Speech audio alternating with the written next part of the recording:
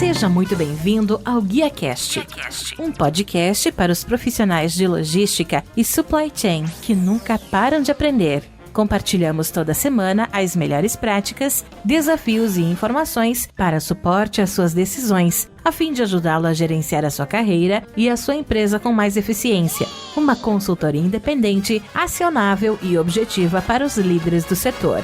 Vamos ouvir!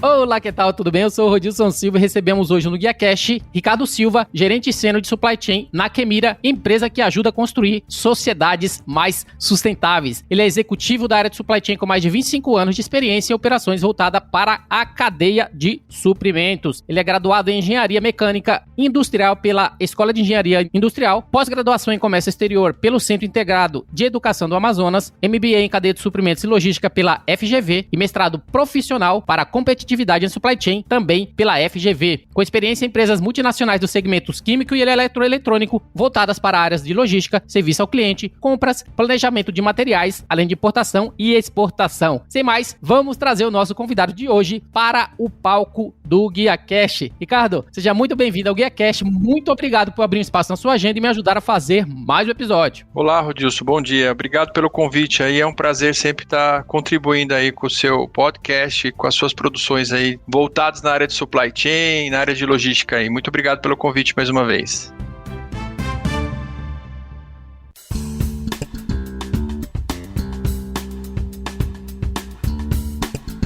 Pessoal, lembrando que o nosso bate-papo de hoje, operadores logística e outsourcing, através do estudo e caso da Kemira. Antes de entrar no nosso tópico principal, eu gostaria que você, Ricardo, pudesse falar pra gente sobre o seu papel na Kemira como gerente sênior de supply chain, pra gente entender um pouquinho, né, sobre o seu background, mas principalmente quais são as suas atividades principais como executivo sênior na empresa, uma vez que você é gerente sênior aí de supply chain.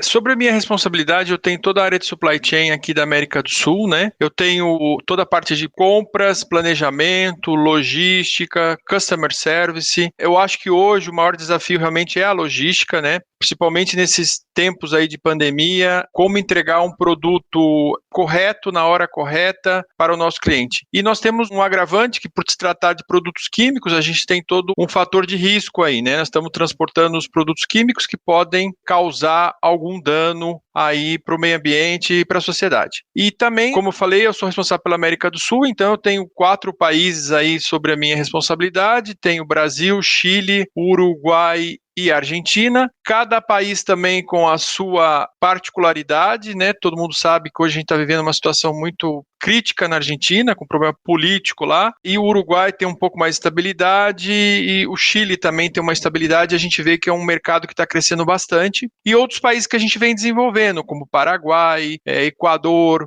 Colômbia, muito forte na parte de óleo e mineração, então a gente tem um desafio muito grande aí na América do Sul, nessa área química.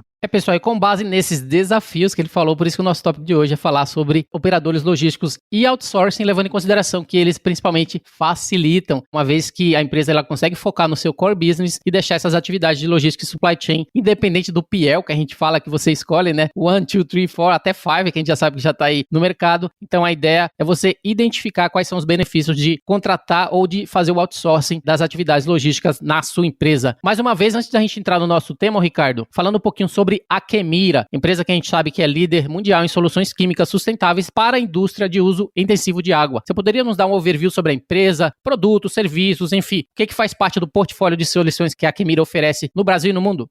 A Kemira é uma empresa finlandesa, né? Esse ano nós comemoramos 100 anos de criação da companhia. Nós estamos em todas as regiões, Ásia, Europa, América do Norte e aqui América do Sul, né? Somos uma empresa focada basicamente em 3 segmentos, a parte de tratamentos de água, papel, toda a parte de produtos químicos, especialidades para a indústria de papel e também toda a parte de especialidades para óleo e mineração. Todo aquele processo que tem o envolvimento, reuso e uso de água, a Kemira tem uma solução para tratar essa água. É lógico que cada região tem um foco maior, né? Por exemplo, a Europa, a gente é muito forte na parte de tratamento de águas. Todas as maiores cidades da Europa, Londres, Paris, são tratados com produtos da Kemira, como a América do Norte. A Ásia, a gente está focando muito a parte de produtos para papel. E aqui no Brasil também, a gente tem Brasil e a América do Sul, a indústria papeleira, que é um foco grande. A parte de água a gente tem muito pouco, mas a gente tem muito a parte de indústria papeleira, celulose também, a gente tem 2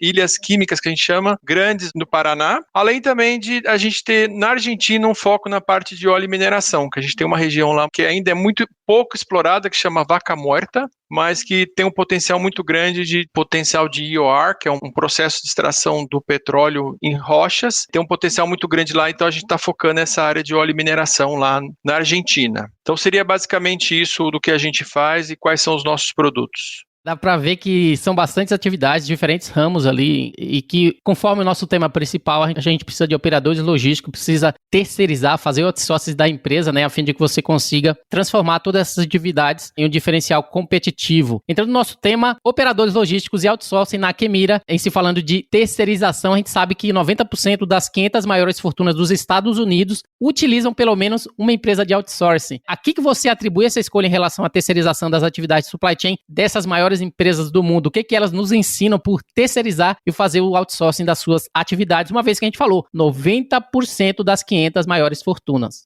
O outsourcing tem vários benefícios, né? Muitas vezes, quando você vai para o mercado, muitas vezes as empresas estão procurando custo. Eu acabei de fazer uma dissertação de mestrado e fiz um estudo disso, inclusive comparei a América do Sul com a América do Norte, e você vê que a maioria dos casos das empresas não vão buscando custo, basicamente. Eles têm outras coisas que está atrelado ao outsourcing, né? E tanto aqui no Brasil como nos Estados Unidos, o que as empresas estão procurando, na verdade, é um ganho competitivo dos seus negócios, né? Então, como se tornar mais competitivo no mercado através de uma terceirização. E além disso também, além do custo, do ganho competitivo, tem outros fatores, por exemplo, a flexibilização, que muitas vezes a empresa tem uma logística engessada, então muitas vezes vai atrás de uma flexibilização, e tem outros fatores, mas o que mais me chamou a atenção é que não é basicamente custo, a gente sempre atrela a terceirização com custo. Nesse caso, não, nesse caso as empresas estão buscando ganho competitivo, ter acesso a inovações, que muitas vezes as empresas logísticas trazem para a gente na parte de logística, como um tracking de carga, um monitoramento. Então, essas empresas estão buscando isso mesmo, ter acesso atualmente hoje em inovações e buscar como se diferenciar do seu concorrente no mercado, e a terceirização ajuda a isso.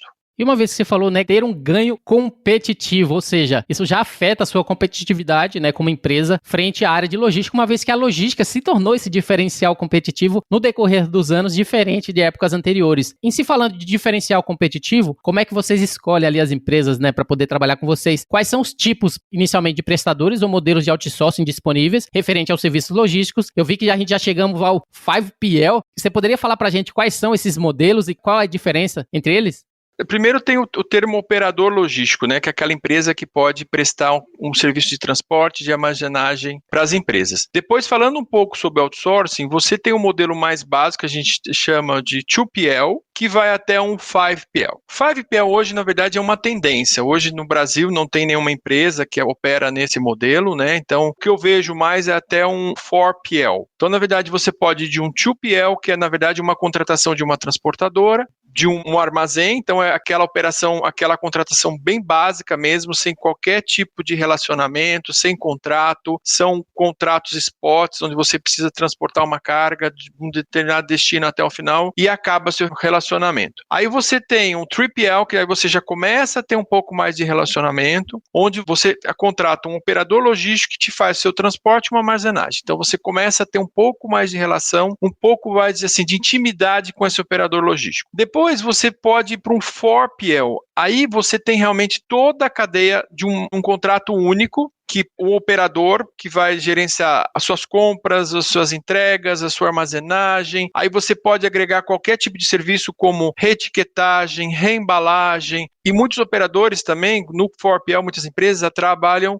pelo menos a parte de contrato, um despachante que está nesse contrato, um armazém no porto. Então, é um pacote completo de serviços, onde você entrega isso para um operador logístico e ele é responsável, inclusive, por contratar, fazer o sourcing das empresas, negociar, gerenciar os prestadores de serviços. Então, você tem um pacote completo que você contrata, paga uma única fatura para essa pessoa e essa pessoa é responsável por trazer todo esse pacote de serviços para a empresa, né? Como eu te falei, o 5PL seria um 4PL com um pouco mais de tecnologia, um pouco mais de informações, mas ainda nós não temos no Brasil um 5PL. É uma tendência. Na literatura ainda você vê poucas empresas falando ou autores falando um pouco sobre o 5PL, mas é uma tendência que logo a gente vai ver no mercado esse tipo de outsourcing.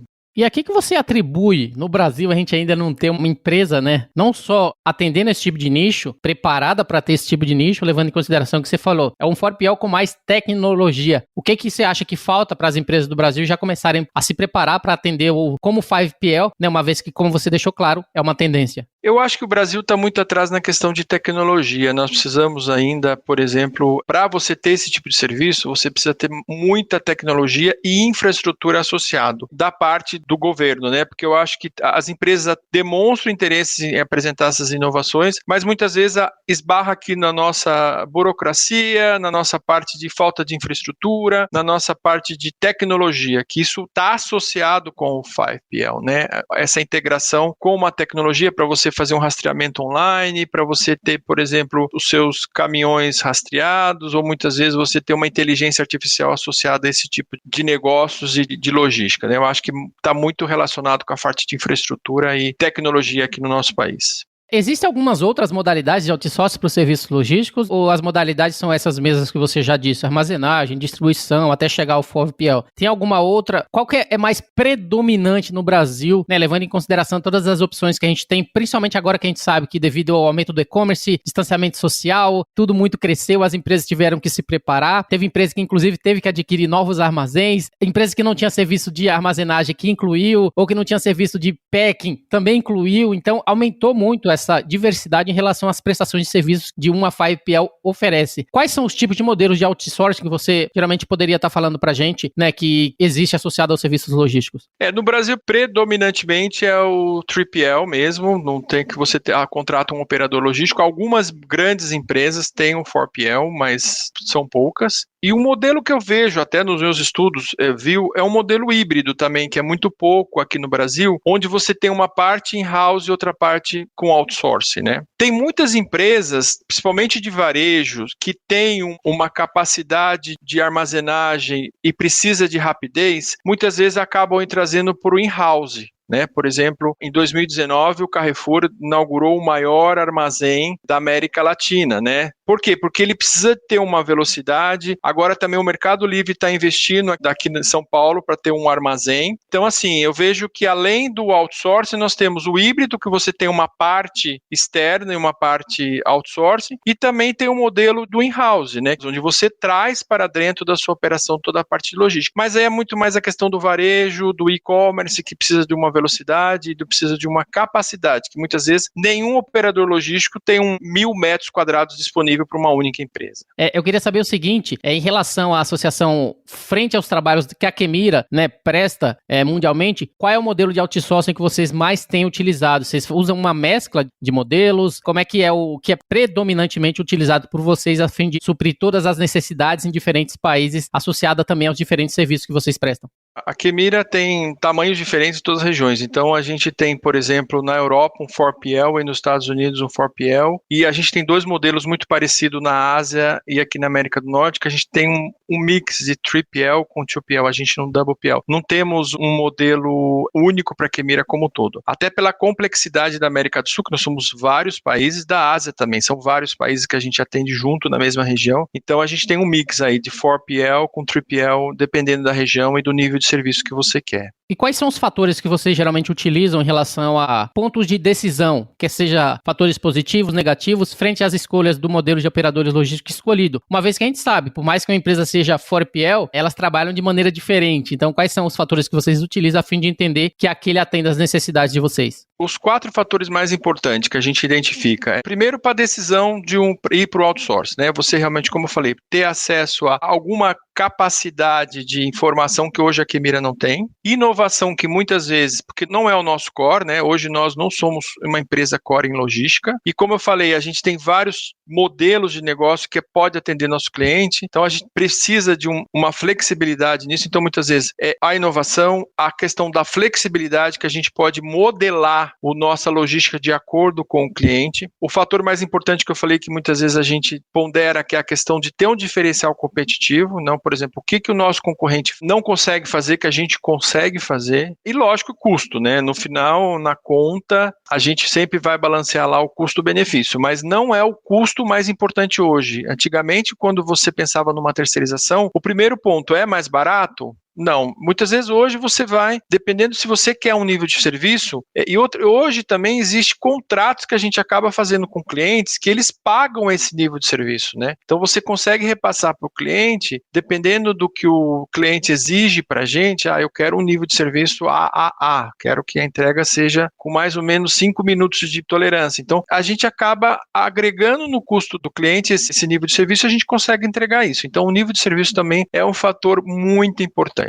Quando a gente fala de o que olhar no operador logístico, lógico, tem que ser primeiro confiabilidade, qual o nível de serviço que eles conseguem entregar, qual é a reputação desse operador logístico no mercado, né? Então a Kemira vê muito isso antes de contratar um operador logístico. Outra coisa, a gente sempre acaba fazendo um benchmark com as empresas. Por se tratar de produtos químicos, a gente sempre vai olhar a questão de requisitos legais, se os operadores logísticos têm as licenças necessárias. Dependendo do produto, precisa de licenças específicas, tipo Exército, Polícia Federal, Polícia Civil, porque tem muitos produtos que são associados ainda, acabam tendo uma ligação ao uso no tráfico, então assim, tem um controle até mesmo do Exército. Então essa questão dos requisitos legais, a gente faz uma varredura de todos os documentos para ver se o operador logístico consegue nos atender de uma forma segura. A gente sabe que operadores logísticos, 3PL, terceirização, as empresas fazem no sentido de que é importante focar no seu core business, ou seja, você deixou bem claro que o core da Kemira não é serviços logísticos, é químico, são outras associações. Quais são os principais marcos, quais são as realizações durante essa implementação de vocês, né, do que vocês se orgulham em relação aos resultados obtidos relacionados à terceirização das atividades da Kemira? Se a gente falou no início que se 90% das 500 maiores fortunas terceirizam, é porque dá resultado. Quais são os resultados que a Kemira obteve, principalmente,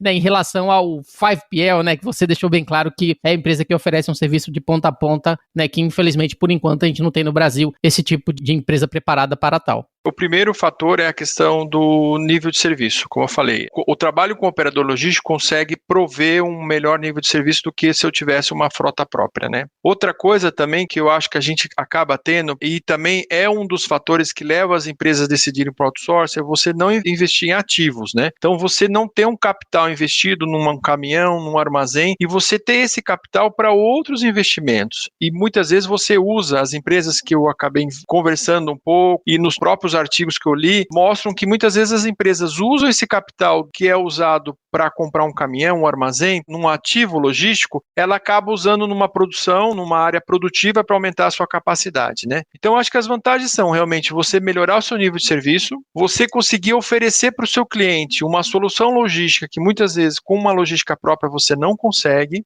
Vou te dar uns exemplos. Nós temos uma operação no Alasca, né, que a gente leva produtos de Houston para o Alasca, usando uma ferrovia até o Alasca, onde a gente entrega o produto na extração do poço do cliente. Então, a gente consegue fazer um reenvase de produto, entregar o produto no poço do cliente. Então, isso, com você ter nessa operação interna, você nunca iria conseguir se você não tem um parceiro que possa te dar uma solução, né? E outra coisa, confiabilidade. Você trabalhar realmente com um parceiro que consiga ter confiabilidade, porque ele é o que está lá de frente com o seu cliente, né? Quando um operador logístico vai entregar um produto seu para o cliente não vê lá o nome da operadora, ele acaba vendo o nome da Kemira, né? Então, acho que essa questão da confiabilidade, de trabalhar com parceiros confiáveis, que conseguem entregar o nível de serviço acordado, tendo um SLA lógico, tendo os KPIs, acho que esse é o fator de decisão importante para a gente na escolha de um operador logístico.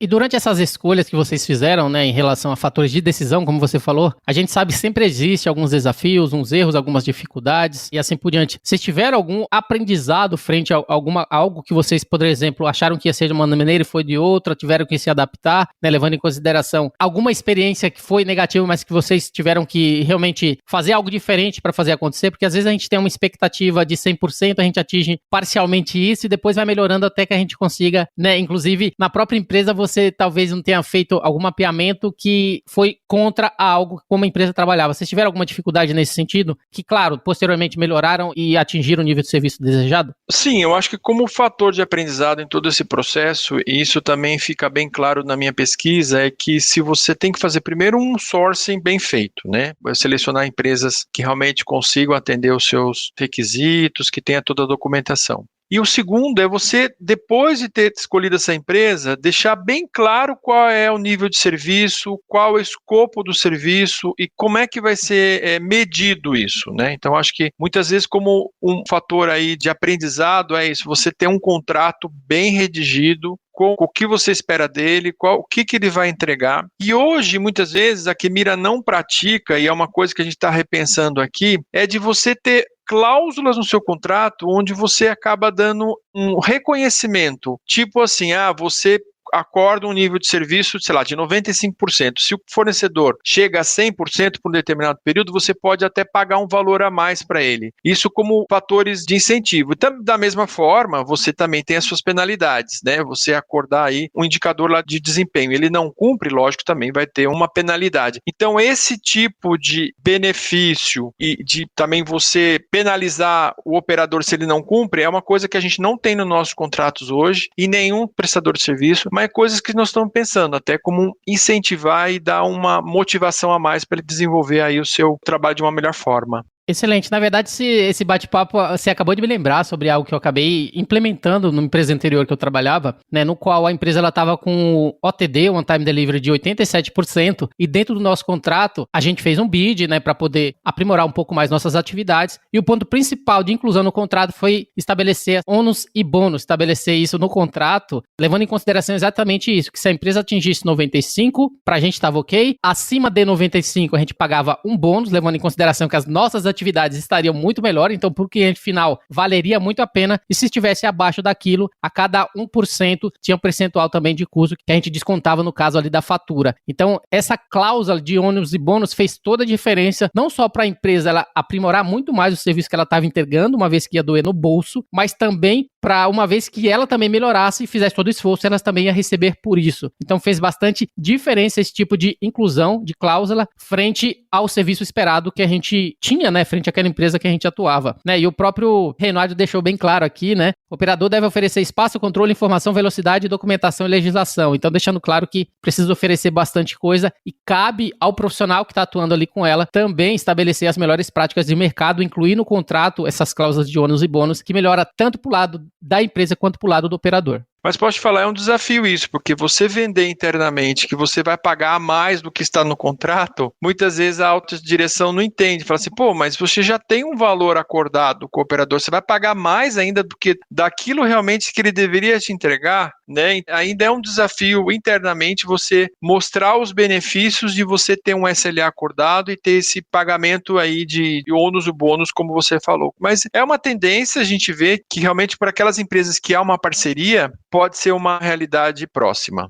No nosso caso, funcionou muito bem porque o nível de serviço estava muito ruim. Então, a gente queria sair de um patamar de nível de serviço ruim que afetava todas as atividades, que afetava o cliente final, que afetava todas as operações da empresa, para algo melhor, mas que isso ia custar um pouco mais, mas que também a empresa ela iria investir algum valor frente a atender aquele objetivo nosso. Então foi um ganha-ganha que valeu muito a pena, né? Levando em consideração que a gente conseguiu entrar dentro do objetivo que era de 95 para cima. Então no nosso caso fez toda a diferença e a empresa ela aplaudiu, né, esse tipo de atividade, levando em consideração os resultados final para o cliente, que é o mais importante, que está se tornando cada vez mais exigente. Dando continuidade, né, dando uma olhada no seu perfil no LinkedIn, eu vi que você passou por poucas empresas, principalmente porque você fica bastante tempo em cada uma delas, uma vez que você ficou 14 anos na Philips, tendo como uma última posição a Head de Compras, já está trabalhando na Kemira somando as 2 passagens há mais de 12 anos. Gostaria que você pudesse falar um pouquinho da sua trajetória profissional, como que você se preparou para estar nessa posição que você ocupa hoje. Eu costumo dizer que a Philips foi minha grande escola, né? Logo que eu me formei como engenheiro, nunca imaginava que ia cair na área de supply chain. Eu falo que o meu primeiro estágio eu queria na área de qualidade, mas não tinha vaga na qualidade, acabei indo para a área de supply chain e fiquei. Estou há mais de 25 anos nessa área. Na Philips eu trabalhei em 3 cidades diferentes, em 3 business diferentes, então acho que acabei ficando 12, 14 anos, mas foram atividades diferentes. Comecei minha carreira em São José dos Campos, uma atividade ainda que muita gente não conhece o que é um cinescópio, né? Hoje a geração não sabe o que é um cinescópio de televisão, mas a gente produzia um cinescópio para TV em São José. Depois eu acabei sendo transferido para Manaus, para a planta de Manaus, e lá eu era responsável pela parte de supply chain de uma das unidades da Philips, lá tinha várias, tinha áudio, tinha TV. Na época a gente tinha uma planta enorme lá. Acabei me especializando um pouco de Zona Franca, porque eu achei que eu ia acabar me estabilizando lá, mas daí acabei voltando para São Paulo. Em 2003 recebi uma proposta, eles estavam criando uma função aqui em São Paulo para cuidar da parte de compras de indiretos, e eu saí totalmente da área produtiva, né, e fui negociar contratos indiretos. A gente negociava restaurantes, treinamentos, a compra de marketing, que era muito forte aqui em São Paulo, a compra de serviços de RH, e fiquei mais 5 anos aqui nessa área de indiretos, em São Paulo, na Philips. Aí depois deu aquele, quero voltar para a área produtiva, meu negócio é produção mesmo, meu negócio é esse frenesi de trabalhar com produção. Eu recebi o convite para trabalhar na Kemira. Eles estavam também juntando 3 segmentos, na época eram segmentos separados até 2008 aqui no Brasil, tinha águas, papel e a parte de mineração era separada, eles estavam juntando. E tinha um gerente de supply chain, eles precisavam de uma pessoa que tivesse um pouco mais de expertise na parte de processos, procedimentos, e aí esse era o meu maior foco na Philips, aí eu acabei vindo para a Kemira. Fiquei com uma função Brasil até 2015, onde em 2015 meu chefe, que estava sentado na minha cadeira, foi promovido para uma posição Américas, veio um americano que ficou comigo 1 ano fazendo um coaching aqui, e depois eu acabei assumindo essa posição, eu estou aí, digamos, quase 6 anos, 7 anos nessa função como Head de Supply Chain aqui para a América do Sul, para a Kemira. O pessoal fala, mas você saiu da indústria eletrônica e foi para a química, como é que você teve essa transição? A supply chain é igual em todas as empresas. Eu acho que você tem as suas particularidades, lógico, mas se você faz supply chain na eletrônica, você consegue fazer numa empresa química ou no de varejo. Lógico, com as suas particularidades, né? Mas a essência acaba sendo a mesma. Mas essa foi mais ou menos um pouco aí da minha trajetória profissional e estou aqui. Falando um pouquinho, né, levando em consideração que você é responsável por diversos países, existe alguma diferença, principalmente associada aos operadores logísticos, em comparação ao Brasil? Você poderia estar compartilhando para a gente? O que diferencia uns países dos outros? Alguns têm suas peculiaridades associadas a esse tema, principalmente bons, ruins. O que você poderia compartilhar de diferenciais entre esses países frente aos operadores logísticos que vocês têm atuado? Não, eu acho que está muito nivelado. É lógico que tem países que você consegue encontrar excelentes operadores logísticos. O Chile tem vários operadores logísticos muito bons. O Uruguai ainda está um pouco atrás, é um país ainda que tem muito a desenvolver, principalmente que a gente está numa região bem afastada de Montevidéu, né? Então a gente está numa região quase de 6 quilômetros onde está localizada a nossa planta, então é mais difícil você ter um operador logístico, mas você consegue desenvolver transportadoras muito boas. A Argentina, o problema lá realmente ainda é o problema político, então muitas empresas querem negociar com você em dólares, acabam não querendo negociar os preços em pesos argentinos até por causa da desvalorização da moeda, tem a questão inflacionária, mas também você consegue encontrar bons operadores logísticos, pessoas que conseguem atender com bom nível de serviço. É lógico que vai depender também, você tem aqueles operadores logísticos A e tem os AAA, né? Então também, dependendo do seu nível de serviço que você quer, de quanto disponível você está querendo pagar, que tipo de malha, que tipo de serviço que você quer que eles prestem, você acaba achando. Eu acho que dentro dos países, acho que o Uruguai talvez um passo atrás, né? Eles estão sofrendo bastante investimentos agora, tem uma planta nova que já foi até anunciado, de celulose que está sendo lá, então tem muito investimento na parte de ferrovia, muito investimento na parte de rodovias que o governo está entrando, até porque foi um requisito para que a planta fosse instalada no Uruguai. E nos Estados Unidos, lá eles é serviço de ponta, né? Não tem como comentar comparado com a gente aqui da América do Sul. Pessoal, nosso bate-papo de hoje, operadores logísticos e outsourcing com o Ricardo Silva da Kemira. Ricardo, para finalizar, eu gostaria que você pudesse falar pra gente sobre algum livro, algum filme, algum podcast, algum conteúdo que influenciou a sua carreira, né, profissional, que você poderia estar indicando pra gente, que você acredita que fez a diferença, você poderia estar indicando pra gente aqui também, os profissionais de logística e supply chain no GuiaCast. Livro tem um clássico que eu indico para todo mundo que está começando. Foi, acho que um dos primeiros livros que eu li na engenharia. Eu acho que é bem legal e vale a pena ler, que chama A Meta. Na verdade, são 30 anos de edição esse livro. Ainda está super atual. E um outro livro mais atual aí, que trabalha um pouco essa questão de pensamentos, ele chama Rápido e Devagar. É um livro que o autor fala um pouco sobre a questão do pensamento, como as pessoas, a parte de pensamento mais rápido, de tomada de decisão, que muitas vezes pode ser bom, pode ser não, mas são 2 livros interessantes que eu indicaria. Podcast, não tenho nada, vou começar a seguir você agora no GuiaCast, vou te falar, não tem essa cultura. Até o ano passado eu estava muito focado na leitura de artigos científicos, até por causa do meu mestrado. E filmes também não, tem algumas séries que eu posso indicar no Netflix, que eu tenho bem interessantes, mas assim, filmes que acabaram de decidir na minha carreira, acho que não, acho que está muito mais na parte de literatura mesmo, e que a vida foi me proporcionando aí de oportunidades e desafios. Pessoal, indicação aí do Ricardo Silva, os livros A Meta e também Rápido e Devagar. Ricardo, essa foi minha última pergunta. Eu gostaria de agradecer a sua participação, a sua disponibilidade em compartilhar das suas histórias com os ouvintes do GuiaCast. Você poderia deixar seus contatos e fazer as suas considerações finais pra gente? Obrigado mais uma vez, Rodilson. Sempre um prazer falar com você sobre o tema de logística e supply chain. É uma coisa que está na minha vida aí faz 25 anos, 30 anos, né? Uma coisa que eu gosto e sempre estou à disposição quando você precisar. Outros temas também, se você precisar, estou sempre disponível. Eu estou na Kemira, estou no LinkedIn, todo mundo pode me achar lá. Na Kemira, meu e-mail é ricardo.silva@kemira.com, né, se vocês precisarem. E eu acho que Kemira, o e-mail, e no LinkedIn acho que é mais fácil vocês me acharem, se vocês precisarem de mais informações, de dados, ou precisar que eu também gosto de participar desses podcasts, dessas apresentações, podem me chamar que eu estou sempre disponível. Pessoal, o GuiaCast teve a honra de receber Ricardo Silva, que é gerente sênior de supply chain na Kemira, onde falamos sobre o tema operadores logísticos e outsourcing. E se você gostou desse episódio, você pode compartilhar com seus colegas, amigos e profissionais de supply chain. E se possível, deixe uma avaliação e um comentário em ratedspodcast.com/GuiaCast. Você também pode me encontrar no LinkedIn, é só procurar por Rodilson Silva, comunicador logístico multiplataforma. Eu sou o Rodilson Silva com o Ricardo Silva, que te envia um GuiaCast abraço. Então a todos vocês, até a próxima. Tchau, tchau.